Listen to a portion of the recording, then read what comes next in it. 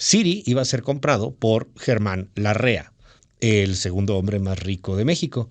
Le iban a pagar, más o menos, de acuerdo a lo que transcedió, 7,000 millones de pesos por el banco. De dólares, perdón, 7,000 millones de dólares por el banco. No, 7,000 millones de pesos estaría más barato. 7,000 millones de dólares por el banco. Al final se echaron para atrás, ya esto no va a pasar. Y tuvo mucho que ver con la expropiación que hicieron de unas vías de Grupo México, aunque al final de cuentas no era una expropiación, sino pues una presión al mismo empresario.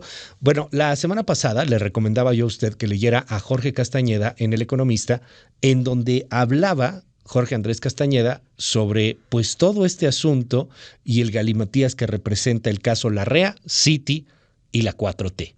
Y hoy está aquí con nosotros muy temprano. Jorge, bienvenido, ¿cómo estás? Muy bien, Luis, un gusto estar por acá. Qué gusto verte. ¿Cómo estás? Muy bien, muy bien. Oye, a ver, cuéntanos primero.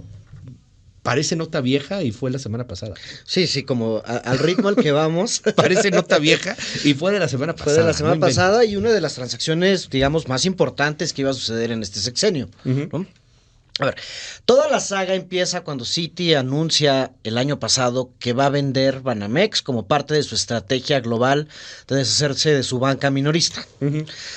Que si bien es cierto que habían anunciado que iban a vender en Filipinas y en Argentina, no es lo mismo para Citibank, México, que estos países lejanos. Banamex, desde que se compra, había sido una fuente muy importante de ingresos para Citibank en Estados Unidos y, digamos, era un banco con uno de los principales socios comerciales de Estados Unidos y, digamos, un banco un banco NAFTA, ¿no? Anuncian que se va a vender y desde entonces vimos cómo se involucró el gobierno mexicano de una forma muy pública en la transacción. Era normal que el gobierno tuviera que participar en esto. Finalmente los bancos son una concesión, son una licencia bancaria. Ajá. Y tenía que aprobar el gobierno quien fuera el comprador de México, pero también el gobierno americano por, digamos, la regulación que ejerce la Fed y el SEC en Estados Unidos sobre el Citibank, de forma tácita, no es una regulación, digamos, en este caso formal, ¿no? Cuando el presidente empieza a hablar de este caso en la mañanera, pues ya se mete de lleno a una transacción. Lo hubiera podido hacer en privado, como lo hacen todos los gobiernos, pero a este gobierno le gusta hacer las cosas en la mañanera, ¿no? Okay. Impone dos condiciones que a mi parecer son muy legítimas y deseables, ¿no? Pero eso limita muchísimo quién puede comprar el banco, ¿no? La primera es que tenía que ser mexicano, y por mexicano nos referimos a que la matriz del banco esté en México y por ende sea regulada por la Comisión Nacional Bancaria y de Valores. Puede haber inversionistas extranjeros, etcétera, pero que la matriz del banco sea mexicano, como es el caso de Banorte, dentro de los grandes bancos de México. Y el otro era de que no hubiera despidos, ¿no? De nuevo, por una preocupación muy legítima. Eso implica que la lista de compradores eran cualquiera de los grandes grupos empresariales mexicanos y no un banco existente. Un banco existente en México, pues si compra otro banco, como funcionan estas cosas, es que iba a buscar lo que llaman sinergias, es decir, pues ahorrar costos. Entonces no necesitas a dos personas de marketing si de repente juntaste dos bancos, ¿no? No necesitas a dos personas para lo que se te ocurra. Entonces, estas dos condiciones limitaron muchísimo, y eso lo dijo el presidente públicamente, pues limita muchísimo las opciones de Citibank de quién es su posible comprador. Básicamente queda en los grandes grupos empresariales mexicanos o que se pudiera armar un consorcio, como era el caso de la propuesta de Banca Mifel, aliada con algunos inversionistas de la comunidad judía y inversionistas extranjeros, pero con administración mexicana, ¿no? Oye, pero, o sea, si el presidente tenía que autorizar la venta. Sí, la Secretaría de Hacienda tendría que autorizar. O sea, sí podía frenar lo que quisiera. Sí, legalmente incluso, legalmente, ¿no? Hablando. Ajá. Sí. Ok. Ese es el primero. Luego quedamos en que al final, pues ya había dos grupos, liderado por Daniel Becker de Grupo Mifel y por Germán Larrea de Grupo México. Todo parecía indicar que le iba a comprar Grupo México. No se sabe muy bien qué pasó en el otro caso, pero bueno, Grupo México tenía sin duda acceso al financiamiento, tenía acceso al capital para comprar Ahí ya se había devaluado bastante la transacción. Habíamos empezado hablando de 12,000 millones de dólares, ya estábamos en 7. Ok. ¿No? Esos 7, ¿Por qué? Pues por las condiciones globales, la subida de tasa de interés y también cuando fueron haciendo el llamado due diligence y viendo pues todo lo que hay en la panza del banco, cuánto vale, los problemas de posibles demandas, estaba el caso de Oceanografía por ahí que podía tirar el caso, etcétera, ¿no? Y ahí es cuando el presidente aparentemente y su gobierno lanzan una ofensiva contra Grupo México y Germán Larrea, que hay que decirlo, es un empresario que se le pueden criticar muchísimas cosas, ¿eh? No es ninguna perita en dulce. Pero primero viene la propuesta de la ley minera, la primera propuesta de ley minera, que era muy agresiva contra la industria minera, de donde viene gran parte, digamos, de la fortuna de Germán Larrea y de Grupo México. Esta primera borrador de la ley minera, pues limitaba muchísimo las concesiones de minas y los tiempos y complicaba muchísimo las renovaciones. Al final sale un texto mucho más moderado, todavía complicado para la industria, pero digamos ahí se moderó hasta cierto punto lo que traía la ley minera, ¿no? Y después viene lo que ya platicamos tú y yo aquí alguna vez, que fue la ocupación de la concesión de Ferrosur, ¿no? Grupo México tiene dos grandes negocios, los ferrocarriles y la minería. Su segundo gran negocio es Ferromex, que es dueño de Ferrosur, que son en conjunto con Slim y una compañía americana, Pan American me parece, de Ferrosur, que es varias concesiones de vías de tren en el sur del país, incluido la vía de tren en el istmo de Tehuantepec, que es el famoso corredor interoceánico, que es uno de los proyectos insignia de este presidente. No es una expropiación lo que pasa, porque finalmente también es una concesión los ferrocarriles, entonces no se quita. Esta combinación de factores, pues sí ponen al grupo empresarial que lidera Germán Larrea en una situación muy compleja. Dicen, estoy a punto de pagar $7,000 millones por algo que me pueden tirar, porque me están atacando las minas, me están atacando mis concesiones ferrocarrileras. ¿Por qué voy a pagar algo que posiblemente pues también me pueden tumbar o quitar? Y luego el presidente sale en la mañanera a decir que pues en una de esas él quiere comprar el banco, ¿no? Y ahí es cuando se complica toda la transacción. No sabemos los detalles, pero probablemente Estados Unidos dijeron, oye, así no le puedes vender tan fácil el banco a Estados Unidos, al gobierno mexicano. Y pues se cae la transacción y nos vamos a una oferta inicial de acciones que se va a ir hasta el 2025. Déjame preguntarte algo. Este presidente quiere comprar los bancos, quiere volver a estatizar y ¿el presidente quiere ese país? ¿Ese México que estaba tan nacionalizado? ¿Por qué salió tan mal? Pues mira, o sea, es el famoso discurso de José López Portillo, casi al finalizar su sexenio, en 1982, cuando nacionaliza la banca, ¿no? Sí. Ahí también, pues todos, yo no había nacido, no sé si tú ya habías nacido. Sí, tú ya habías nacido. Yo había nacido. Pero bueno, muchísima gente lo perdió todo, ¿no? Como nos escuchan y te escribe el auditorio. En esa conversión a la nacionalización de la banca se desaparecen muchísimos ahorros, sobre todo digamos cuentas que están denominadas en otras monedas, en etcétera. Dólares, ¿no? Sí, o sea, les robaron, el gobierno les robó los tenía dólares en los bancos, pues, los perdió todos, se transformaron a pesos, a un tipo de cambio risible. Y luego vino la famosa década perdida de los 80 en México, que donde no hubo ningún crecimiento económico, parecido a este sexenio, que en términos reales no va a haber ningún crecimiento económico.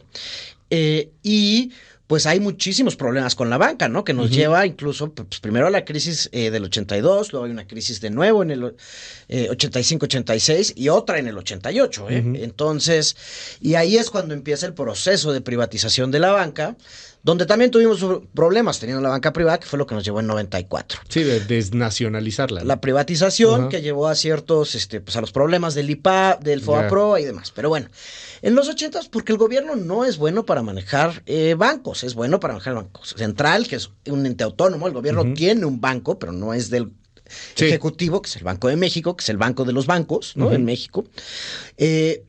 A ver, cada día la banca es un negocio que tiene que depender más de la tecnología, ver cómo llevar crédito a nuevos lugares, ofrecer nuevos productos. Hoy lo estamos viendo con todas las fintech y demás.